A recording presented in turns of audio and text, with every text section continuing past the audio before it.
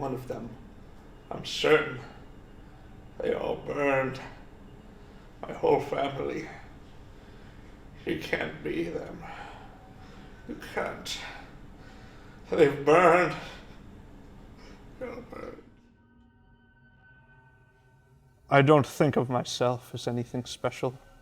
I graduated from a third-rate university. I found some passable employment. I married a nice woman and had 3, maybe 4 children. There's some debate on that topic. Then came the accident. Apparently a freak one. My skull was broken and I didn't know where I was, but my wife assured me everything would return to normal. But every morning, the house was different. Door in a different place, the window a little longer, light switch half an inch to the right. I tried explaining it to my wife. At first, she was confused, and then she became evasive. But I was certain she simply could not see the changes that I did. Just as she could not see that sometimes we have 3 children. Sometimes we have 4. I would never know how much of a father I was until I counted the beds in the morning. I could not discuss this with my wife, and I quickly learned not to share it with my children as well. They reported back to my wife, leading to months of treatment. Look, we gotta move, alright? Things aren't right. I thought if we moved, things might go back to normal. That maybe the house was haunted. But my wife assured me we could not afford to move. And houses don't just change on their own.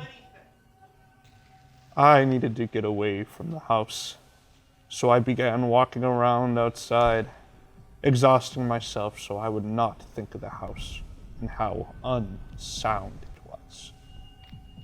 This went on for a long time, potentially forever, until I came across a field. There were horses lying there. Were they dead? Were they breathing? I couldn't tell. I saw a man on the far side, filling their trough with water. Did he know? Did he care? I waited for a bit, but I ultimately left. It was better in my mind to leave them both alive and dead than to find out and leave them dead. I could never find that field again. At first, I resisted the idea. Lives were at stake, my wife and at least 3 children. But what else was there to do? I had to make it look like an accident. For this, I took up smoking. My family didn't care for it, but they also didn't try to stop me. With the wife and children asleep, and it too cold to go outside, I acted.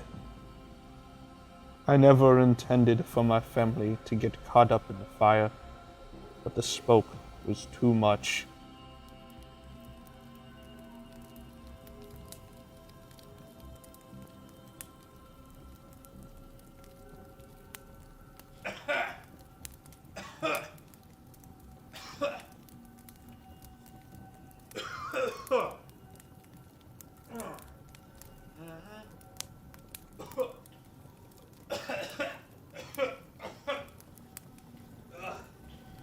So you see, I know the truth.